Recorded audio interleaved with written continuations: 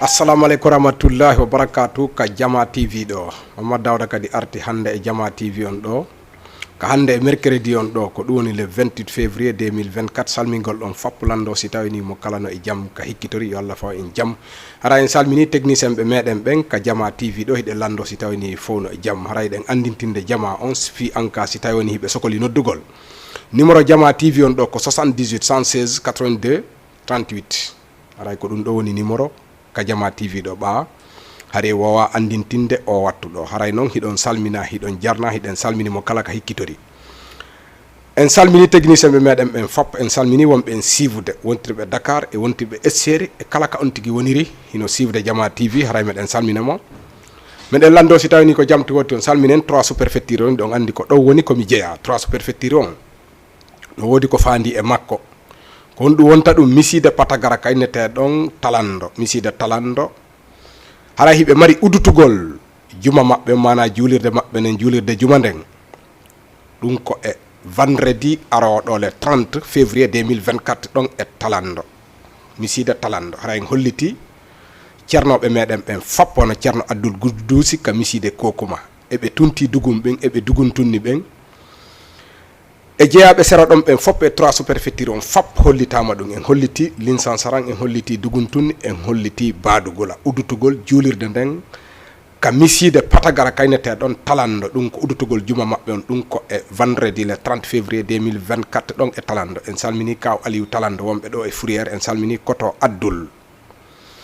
wonɗo ɗo e Kermassar hiɗen lando si tawini ko jamtu en salmini kaw Abdourahimi talando banire wontirɓe ɗo e Dakar kañte ɗon Kermassar hara en salminiɓe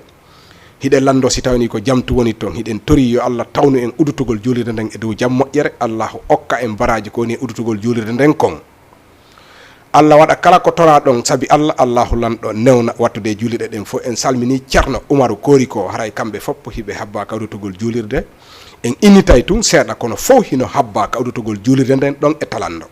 hara en salmini koto an Samba ɗon e Kurkoto en salmini kadi président district on ɗum ko Mouhamadou Samba Bari en salminimo ɗon e ka meɗen ɗe lando sani ko jamtu won toon salminen kadi Muntaga Basengi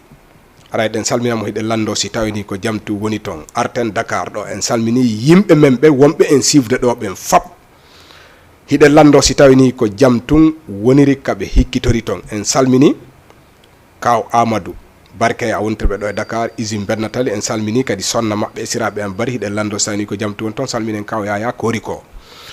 en salmini kaw Mamadou Alpha ɗon andi kaw Mamadou Alpha hiɓe woɓɓinna Alphonse haray ko kamɓe woni locataire ɓe meɗen ɓen iwa ɗo yaha ka men kamɓe Mamma Samba ko kamɓe woni lutodirde ɗo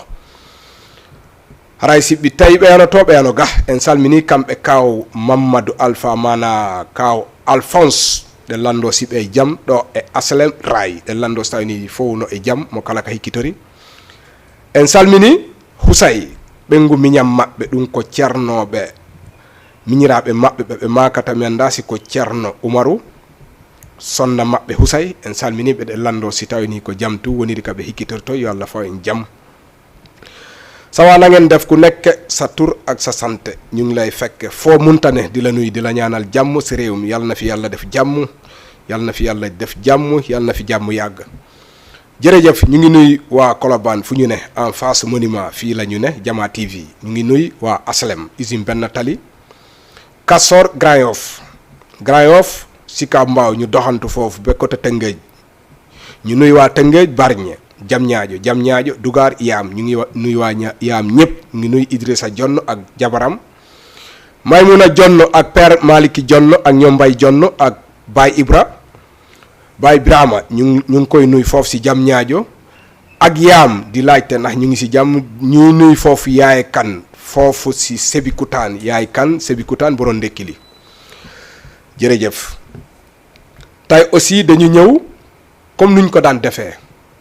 chaque mercredi si kattanu yàlla dañuy ñëw fii waxtaan ak yéen waxtaan boo xam ne day yokk nit ki day tax nga xam loo xamuloon da lay yee aussi parce que waxtaan yeete la déglu ko lu am important la ñëpp nañ ko déglu moo tax ñuy jéem a def ñaari langue yi dañuy débrouiller wax olof wax pël ñëpp mun a comprendre lan la ñuy wax parce que lu am important la jërëjëf haray hande kadi ko alarba allahu lamɗo newnani en argol ka Jama TV ɗo fi yewtere wowde ndende tawata ko yewtere ɓeydayde sa acciti hakkil no heewi tef ko woni e muɗum e nde yewtere wona nde yewtere ɗo e Jama TV koko ɓennata Tindi e Tali. Tindi e Tali ko haala rewi ɗon koko waɗi important woni e Tindi e Tali. Ara en salmini noon monsieur Abdourahimi Tunti Dugum président portal suusi foli restaurant Dakar wontiro ɗo e Keur Massar. En salmini sonnaɓe makko ɓen fof ɗe lando sani ko jamtu woni toon. Salminen ɗo Mouhammadou Samba Touré oɗo ko santere jo wontirɗo Tamba sutiɗo kadi argol ka Jama TV ɗo. Mi ɓeyditay tun seeɗa mo kala ko toroto koye Allah walanɗo okku ɗum sakkitode moƴƴere ɗum karama ko jo on ya gollowo on yimowo on ŋaasowo tappo foppo ko toroto koye Allahu okku en sakkitode moƴƴere ko ɗum woni l'essentiel o. haray noon en daari en tawi Samba Touré ko suka meɗen mo tawata hino wakkilani kadi culture meɗen on ko culture on noon no yaadi e modernisation mana ko fewndi kon o woni fijude kono noon ko weltingol yimɓe ɓen o immani par ce que ilandema o yalti o feeñi e jama on buyno intéresi e Samba Touré ɗum mi yewtay ɗum hara ko moƴƴa noon ala noon mo ala ayɓe neɗɗo kadi mo ala ayɓe a kelɗata goy neɗɗo mo ala ayɓe a kelɗata o yaltiti o ari e dente yewtere buy waɗi e fii makko kanko Samba Touré kono noon min miɗo andi message ji ko ni wonmi heɓude ley kon fii Samba Touré haray min ko innaymi ko bon courage mo kala ko Allahu lan ɗo wawi ɗum fewnude kala tagaɗo min naal noon goɗɗo no ɓoyli walla ɓoylaki kono kala tagaɗo ko Allahu lan ɗo wawi ɗum fewnude haray Samba Touré fewno ɗo o buyno intérêt ji e ko o waɗata kon kanko Samba Touré on anday par ce que mi addaymo ka télévision ɗo ala noon mo ala ayɓe kala neɗɗo sa tawi a ala ayɓe a kelɗata wonɗo janngayɗo deftere nden fonta janga waajo on no mari gaño sallijo on no mari gaño commerçant on no mari gaño ala neɗɗo mo ala gaño noon ko allata gaño foolu ko ɗum petti kono gaño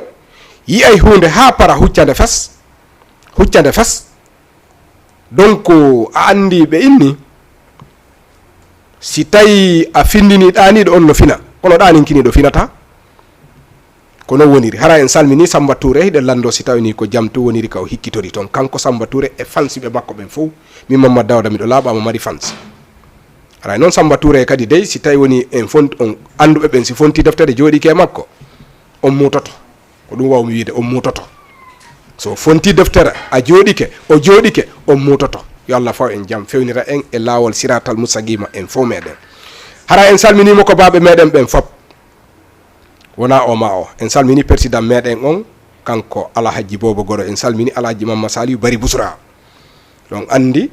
kaka miside maɓɓe ɗon julirde nde wona udditede mana Hamdallahi Bousra miside Patagara Talando ko ɗon julirde nde wona udditede ɗum ko e vendredi mana juma arowo ɗon le 30 février 2024 ɗon e Talando misidaji ɗin ɗi fop majji ɗi noddita wona o ma o 3 sous-préfecture on fop Linsan Sanan Duguntunni Badugula fop no habba ɗon deññande kaynete ɗon Talando miside Talando ko ɗon wona udditede julirde juma maɓɓe nden sawa na ngeen def dafa am benn waxtaan buñ doo wax rek loo xam ne dañuy yëgal suñu mbokk yi loo xam ne dafa xew fii ba Guinée loolu lañ doon yëgal loolu laa doon expliquer léegi ci olof ma teg ci nit ku baax mënu ñàkk noonu nit koo gis mu nekk ci monde bi fii bu nekkee da ngay tekki noo def nga am noonu mais naan noonu fexeel tuube bu mu la xamal bu la xamaree rek li ñuy wax noonu la dalay yàqal ku nekk na moytu noonu moytu mu lay xamal mais nit ku baax ku ne day am noonu amul kenn ku nekk ci àdduna bi fii te amul noonu kan moo amul noonu koo xam ne tekkiwul dara doo dara kenn du la xaal ci dara mënuloo dara kooku kenn du la faale mais boo xawee xaw a am tuuti rek tur walla nga am xaalis walla nga am loo lijjante noo def nga am noonu parce que da ngay am koo xam ne dalay contre mais nag contre kooku dalay dimbali man noonu laa ko mun a waxee képp koo xam ne sa noonu la mun naa la wax ne dalay dimbali de parce que day tax nga am jom day tax nga am fulla day tax nga gën a góorgóorlu parce que da nga koy bëgg a bett si kaw la nga am fulla mais boo ñàkkee fayda dalay gañe boo ñàkkee fayda say noonu dalay ree kooku yàlla nañ ci yàlla musal boo xamee say noonu da ngay fexetu xolam di tàng rek parce que moom bëgg la da ngay gën a góorgóorlu pour mun a tekki moom xolam di tàng looloy noonu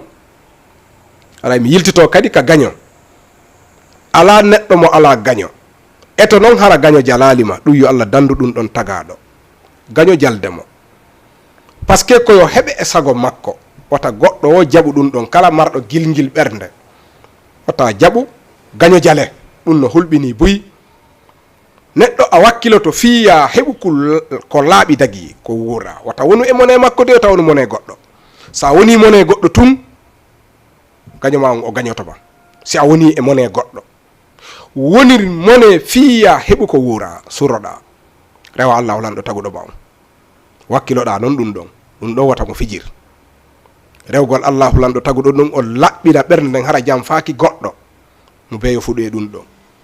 jamfagol goɗɗo dow mo waɗi ɗum ɗon e hakkille muɗum wata landi to haray ko sifa ɓen gaño fooli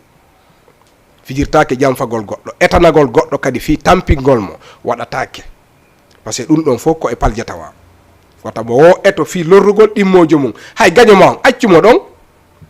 yo o jokku ɓana o ƴetta e laaɓi o tawa hiɗa dari ɗe hirsa ko pehe bonɗe o addanayma o fejanama ka boni accumo ɗon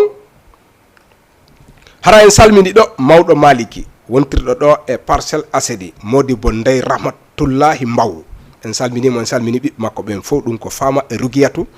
ɗo e Parcelles hiɗe lando si tawini ko jamtu woniri e sengo Parcelles ɗum ko mawɗo maliki wonɗo en sifde ka Jama TV ni direct aray en salmini kanko mawɗo maliki hiɗe lando si tawini ko jamtu woni to yehen ha Konakiri ka meɗen en salmini kaw Mamadou Wouri disiri kokuma 7 heures ley felloy ley sere jawoya miside ley sere jawoya kamɓe kaw Mamadou Wouri dennuɓe ɗo heccanki ɓiɗɗo maɓɓe hino inne Hadiyatu en salmini ɗon Hadiyatu hiɗe lando Hadiyatu sino e jaam haray mi heeɓi ɗon jombajo ɗon e Konakiri awa kaw en miɗo haɓde haɓɓere goro mi naɓa en salmini famille ji ɗin fof en salmini Souleymana ɗon e Gambia mo ratata kadi o émission ɗo Souleymana ɗon e Gambia e fay makko ɓen fop hiɓe habbi lien on si tippike ɓe wawa sifude Jama TV en salmini Mariama Sadio en salmini Maram Baylo en salmini Fatoumata Binta sonnajo ka Ibrahima Sori ɗon e Madiana haray ɓe salmina ɗon e Gambia hiɗe lando si tawini ko jamtu woniri e sengo Gambia yaren Konakiri ka meɗen salminen Diadia am Bente Plus so wontiro ɗon e Konakiri matoto waɗɗo tourné ɗe balɗe ɗo fof mo hedde Gambi mais o hewtiti Konakiri ka meɗen o yawno ha Fulawa ka meɗen o woni seeɗa o hewti kadi ka meɗen ɗon e Konakiri en salmini Mariama mo ɓeyna tawn tokoya e ɗon e Konakiri ɗe lando sawni ko jamtu woni ton e Kajjatu yeɓe e Binta Bari Galaba sivayɓe kadi o émission ɗo salminen Hajja Mariama Bente Linsangeme oɗo kadi ko accuto ɗo hakkil e Jama TV en salminimo ɗon e Amérique en salmini nan Issaga en salmini Diadiam Binta Boye Cati Lamba are noon ka Hajja Mariama Siré Madi ko woni président dental gaɗa combat ngal ka bureau de femme vice président makko ko ɗum ko Diadiam Binta Boye Cati Lamba salminen coordination Fouta Diallo ka président Alhaji Alsayni Daraba woni ɗon en salmini wonɓe ton ɓen fof en salmini Ceerno Hasimi ɗon e Côte d'Ivoire ɓeɗo ko Pita Gongore Maasi woni ko ɓe jeeya en salmini Ceerno Mamadou Alpha kadi ɓeɗo kadi toujours ko Pita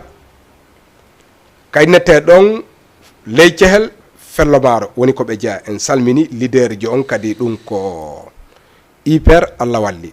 donc andi ɓeɗo kadi ko darniɓe dariɓe fi wallitagol guinéenɓe ɓen fof hyper Allah walli hara en salmini ɓe ɗon e laguine ɗe lando sawni ko jamtu won toon salminen Aïssa di vedette haray salminama heɗe lando si tawni ko jamtu woni ɗon e kanko Aïssa di vedette ɗon e laguine ka meɗen hiɗon andi oɗo kadi ko wakkiliɗo ha addani Guinée en victoire mana médaille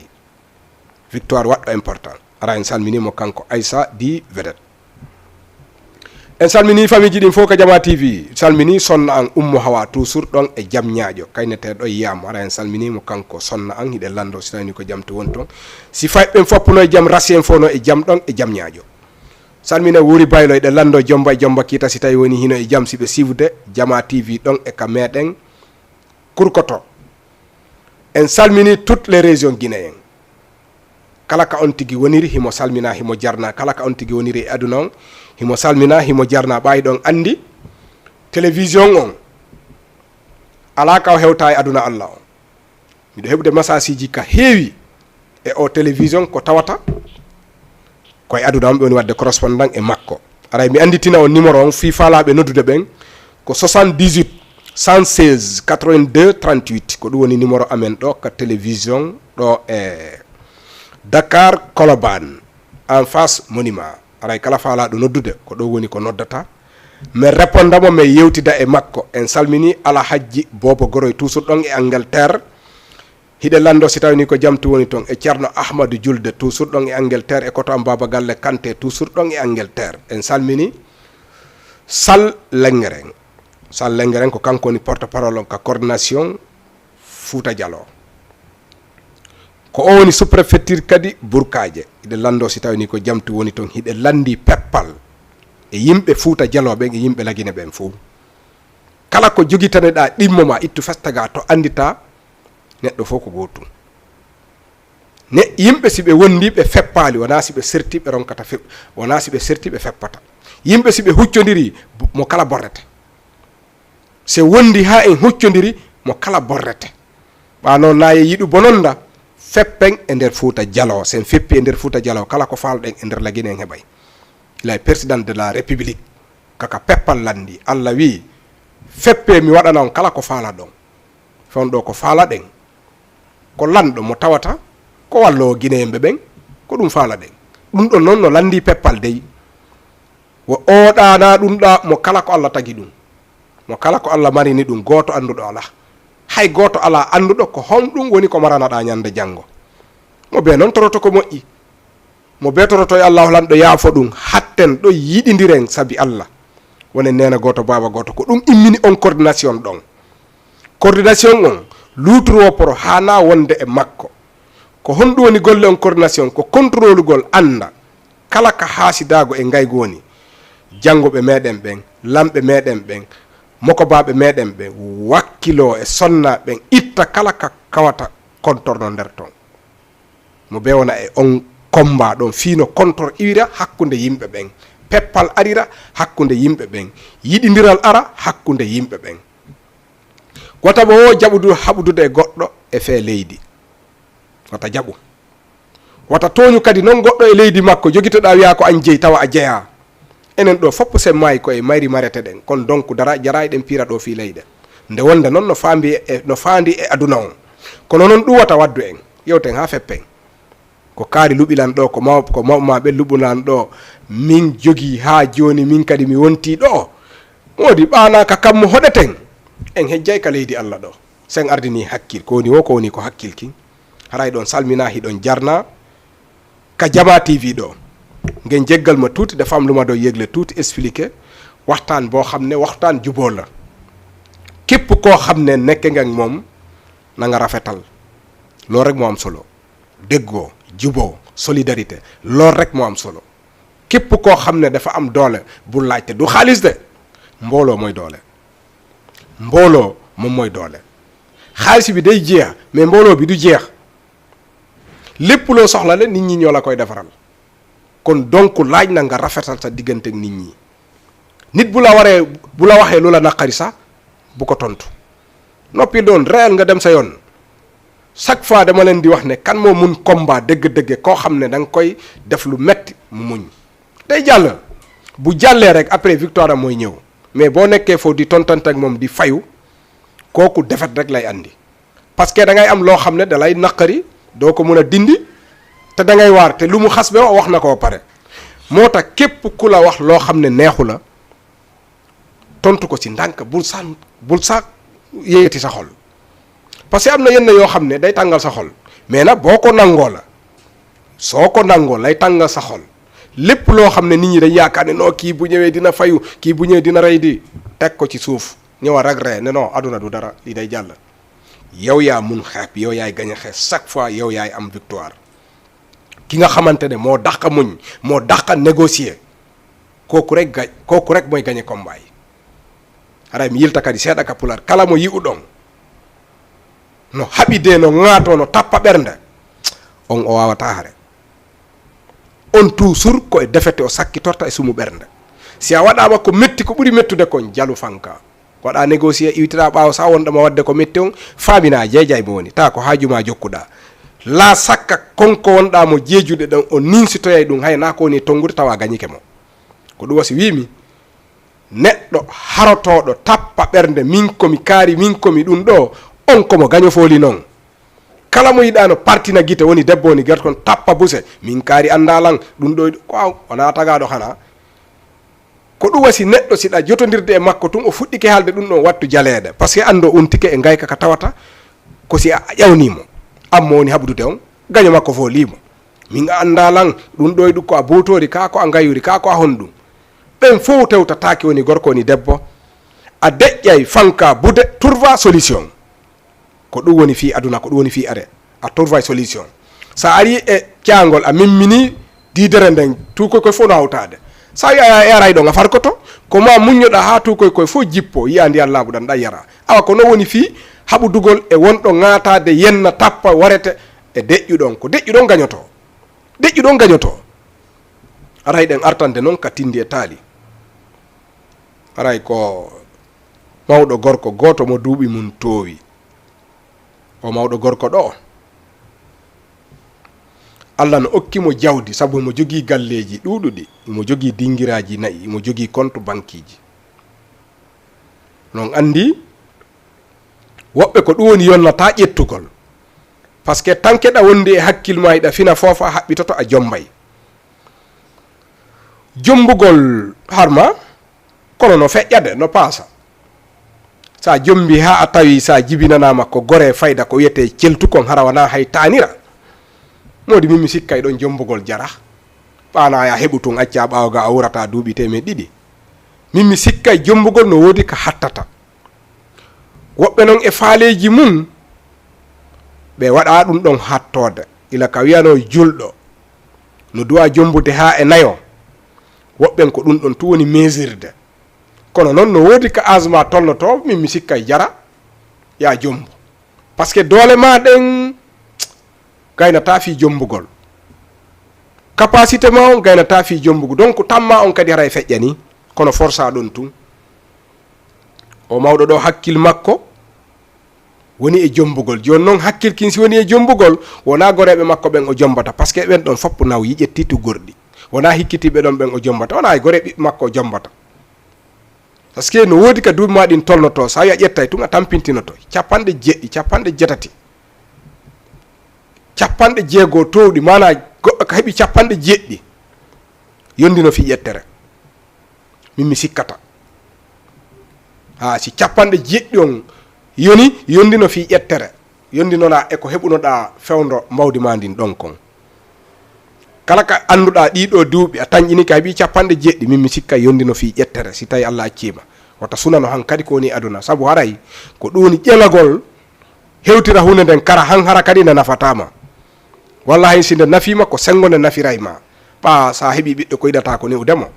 awa o mawɗo hakkille makko woni e jombugo jiwoy keccoy kore faydat celtu makko hay na tanira jiwon kadi no renti intérêt nden par ce que no renti mawɗon no jogii jawdi ɗon andi ndi jawdi kadi metti añude goy buy ko ni untirte jowi gasi ella ala mawɗon ari ƴami haalani mawɓe jiwon ɓen no faala jiwo maɓɓe on jon jawdi no metti añude ɓe dakoranimo o waɗi ko watte kon fof o landi jiwunku wiri no yiɗi saabi jawdi ndin faalaka mawɗon kara ɓinɗingol o ƴetti jiwunkun o addi ka galle makko on noon sa ƴetti joom bajjo a weddoday e makko mana on naatiday ka suudu son naatidi ka suudu iɗa andi ko honno woniri nde o landi jiwunku o jiwunkun salo wiya sella adda ganto ngo tawata oya ala ka feƴƴira ko gogo himo ronki reedu no musamo o hattina cellal ɗum fof ko añugol mawɗon mo yiɗi jawdi ndin kono yiɗa mawɗon joni noon jiwnkun no faala hendade compte banque makko on waɗa e inde mum e galleji goo waɗa e inde mum hendo e jawdi ndin joni mawɗon kadi wona ɗaytuɗo ha ton par ce que himo andi tanke faale makko on heɓali goɗɗi ɗin kan kadi o yananta jiwnkun par ce que mo renti ka jiwnkun wiisi ɗon ko noon ɓe gerdata ha ñalande jiwnkun feƴƴa o yaha e ɓeya rewɓe par ce que ko rewɓe nayi o jogui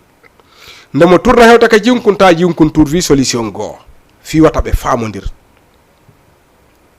jinkun toujours no mari spécial mo yidi mo o yata o famondira ko kanko on do woni fewjodude jinku wi accidan e o mawdo mi yaray mo ha o laaba pos mi eto kadi ha mi hendo konti banque makko mi récupéra mbudi din galleji makko di metoto goddi din ha oda inde am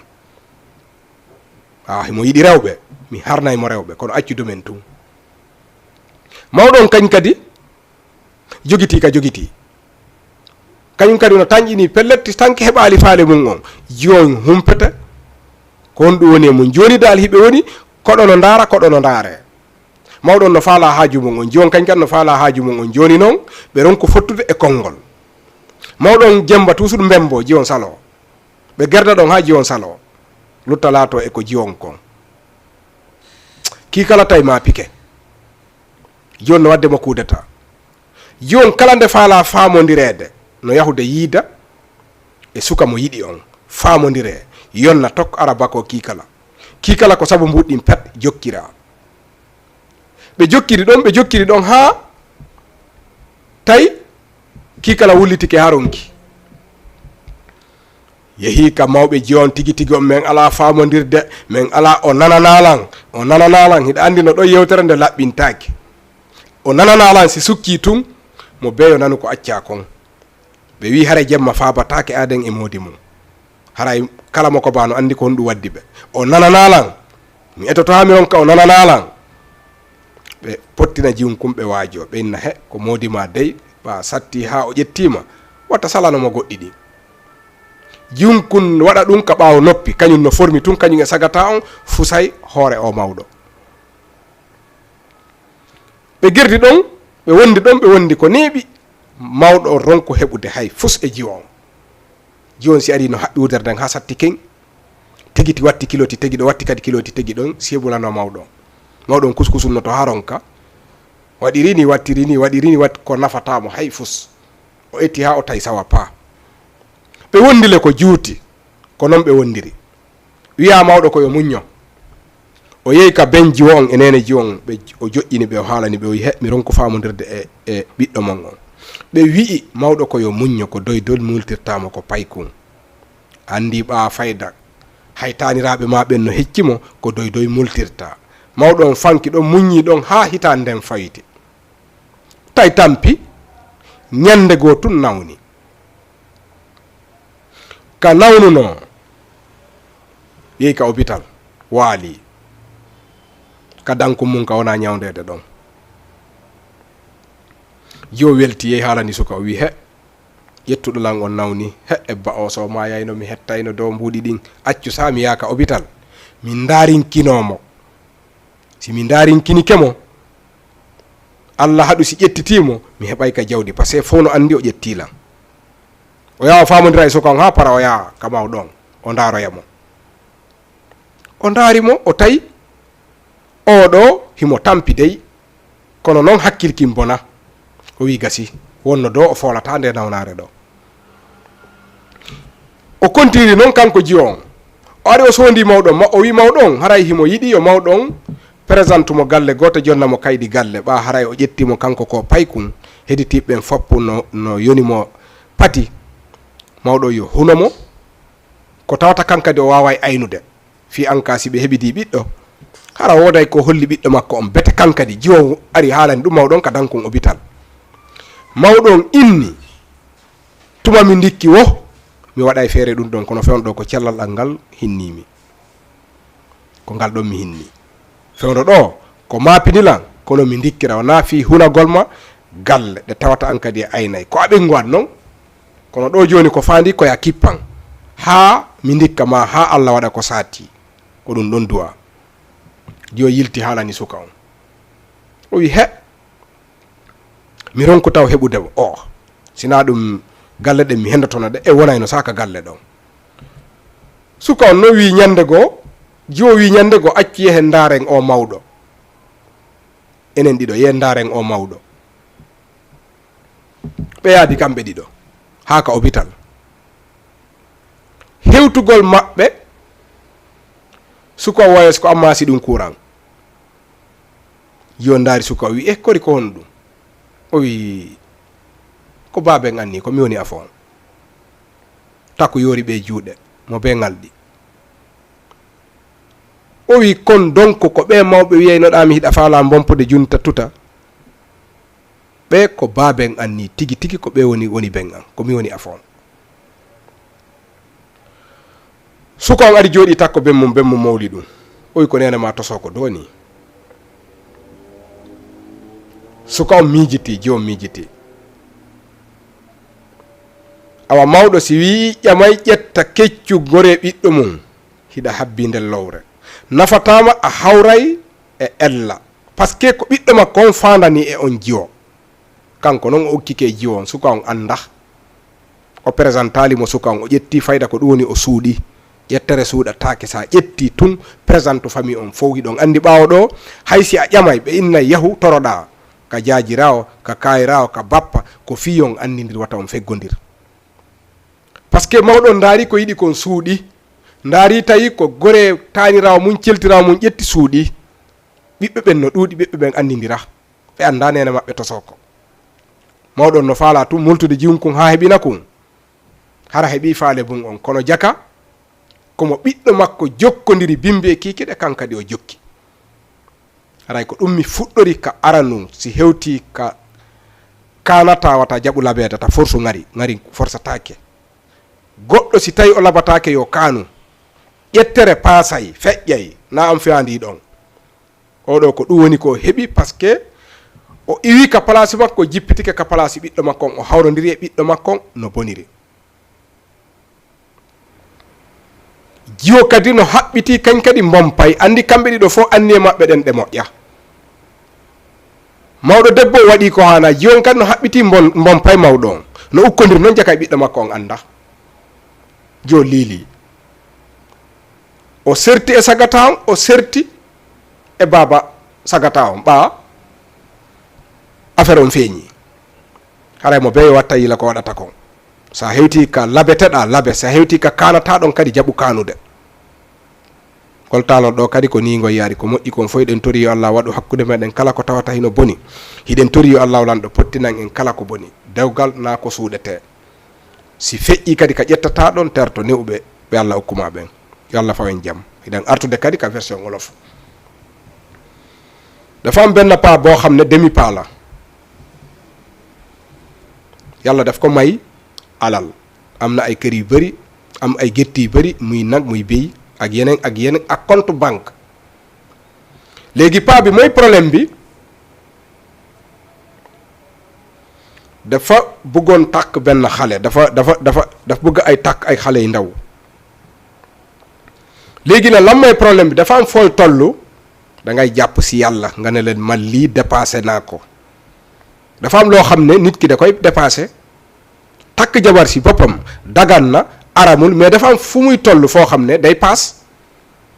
nit ki day am fooy toll loolu da lay da nga koy dépassé lépp loo gis ay temps la rek day paas nit bu demee bi am 70 ans na génne xelam si ay takk jabar parce que lu mu lay jëriñ du bëri am nga 70 ans maanaa juróom fukki ñaari at 70 ans waratoo takk jabar pour man aramul na mais pour man waratoo takk parce que sens bu ci ne bëriwul sens bu ci ne bëriwul da ngay weer sa bopp si xale yu ndaw su nekkoon sax da ngay takk koo xam ne am na 60 ans wala 50 ans mu tane mais xale yu ndaw yi lay bëgg a takk parce que am na alal moom alal bi lay utiliser léegi mu gis xale boo xam ne daf ko doy mais xale bi dépassé na ko sax sët ma ne setaat ay morom setaatam la xale bi maasel mu ne xale boobu la nopp xale bi tamit bëggul paa bi parce que dafa âgé dafa màgget morom maamaati maamam la mais xale bi xam na ne paa bi am na alal mu nangul ko ndax bëgg a détourner paa bi mais am na koo xam ne moom la gën a bëgg am na moromam bu muy génneel koo xam ne jeune la il était jeune kooku lay génneel kooko ko doy paa bi moom nangul na ko mais xaalis bi la soxla ak alal ji ak compte banque yi ak kër yi mu am xale bi nangul ko ñu takk sëy bi mu andi xale bi këram léegi ba mu ko andee këram xam nga rek paa bu tàkkee xale bu ndaw day yaakaar lu neex bi yëpp foofu la ne day fàtte fu mu jaare ak ñeneen ñi xel bi yëpp si xale bi lay ne day ne non comme que dund naa bi am lii moom xewal la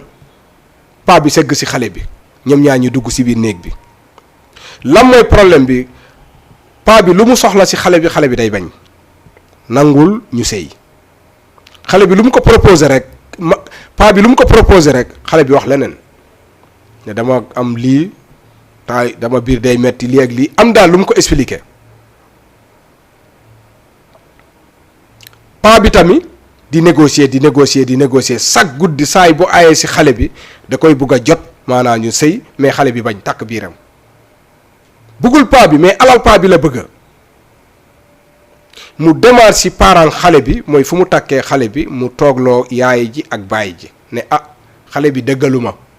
xam nga dafa am wax boo xam ne du leer mukk dëggaluma lu tax mu def doo ko mun a wax parce que mënul leen wax ne direct xale bi nangul ma jot ko mais noonu rek la ko mun a waxee mais ñele comme que ay mag lañ nan lañ ko yàgg na ñu ne ko léegi kii sa moroom setaat set la da ngay naxante ak moom ndànk-ndànk la nee nañ ndànk-ndànk mooy jàpp golo si ñaay yi boo defee ndànk rek di nga ko jàpp xam nañ li nga soxla si moom te looloo tax aussi nga koy takk mais da ngay naxante ak moom ndànk-ndànk paa bi lan la def di def loolu saay bu ñëwee rek xale bi bañ xale bi dafa am benn xale bu góor boo xam ne kooku rek la nopp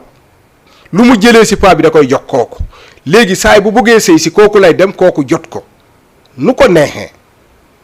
mu xamal ne kooku paa bi xaala dama koy lekk ba mu seti wicc lu jigéen rek la bëgg nangul naa ko sëy bi mais dinaa fexe tout ba mu def beneen kër gi sama tur te compte banque yëpp dinaa ko xam dinaa récupérer xaalis yi si nu ma neexee léegi paa bi tamit foofooy doole bi point faible yëpp foofu la moom tamit mu bañ comme que xale bi nangulu ko rek moom tamit nangu ko jox yenn yi saay buy dem si paa bi si xale bu góor bi lay njëkk a dem sëy ak kooku doog a ñëw si paa bi nga xam ne dootul soxla paa bi lu dul wuuti wax yoo xam ne day nax paa bi rek paa bi fexe ba sonn mënul fexe ba jot ko su demee si parents yi ne da ngay négocier parce que sa morom set la c'est que mënuñu la wax ne kii waroo ko woon takk mais comme que am na alal rek xam nga alal bi moom ndeysaan day dugal ñu bëri même bu baaxul da ngay dugg ngir alal bi rek nga dugg si rek nga da ngay naxante paa bi naxante at jékki-jékki rek feebar tëdd ñu yóbbu ko hôpital buñ ko yóbbee hôpital xale bi dem wax ki mu nopp ki paa bi tëdd na pétale mu dee ma mun a donn si kër yi am si xaalis bi day bëgg a jigéen rek bàyyi ko ak man paa bi tëdd feebar chaque fois xale bi dem seet si jëkkër ji si hôpital bi léegi un jour dafa ñëw fekk ko si biir hôpital bi ne ko léegi man lan laa bëgg xale bu ndaw laa sa moroom setaat laa dama bëgg nga jox ma benn kër gi boo xam ne moom laay mun a jot donn maag yow kenn xamul kan mooy njëkk a dem mais su nekkee yow yaa ma njëkk a dem lan laay woon sama doom yi lan laay wax ne paa bi lii la ma defal duma ko mun a wax dama bëgg nga jël beneen tur kër gi def ko sama tur paa bi ne ko balaa may def loolu instant yi ni dama feebar fu mu ne nii lan moo xew ngeen toppatoo ma ba ma wér ma doog a lijjante loolu munoo ma miiras te deewaguma miiras buñ ma suulee ba ñëw lañ may miiras mais fu mu ne nii sama feebar bi laa tal yàlla naa wér si jàmm ak salaat ñu doog a wax leneen xale bi delluwaat si keneen ki si ki mu nopp ki mu expliqué ko ne ko paa bi dafa tëdd tegoon naa dina dee mais deewagul parce que dama bëggoon naxante ak moom ba am lu mu ma jox mais sottiwul léegi nag moom ak xale bu góor boobu ñu ànd pour seet si paa bi si biir hôpital bi ñu ñëw ba yegg si biir hôpital bi rek xale bu góor mel ni yow yaa ko maas courant mu jékki-jékki rek tiit fit bi ne rës bët yëpp xullee ko xale bu muy génneel ne ko lan la xale bu góor bi ne ko kii nga ma doo wax xale bu jigéen bi ne wax kii laa la doo wax kii mooy sama jëkkër xale bu góor bi ne ko kii sam pap la man maay taaw bi ñoom ñaar ñëpp ñu jaaxle xale bu jigéen bi jaaxle xale bu góor bi jaaxle baay ji moom dafa tal feebaram xale bu góor bi ñëw toog si wetu baayam di ko raayi lii lan lay signifier boo xasee ba takk jabar na nga ko siwal si mbokk yépp ñu yëg ko sa doom yépp yëg ko sa jabar yépp yëg ko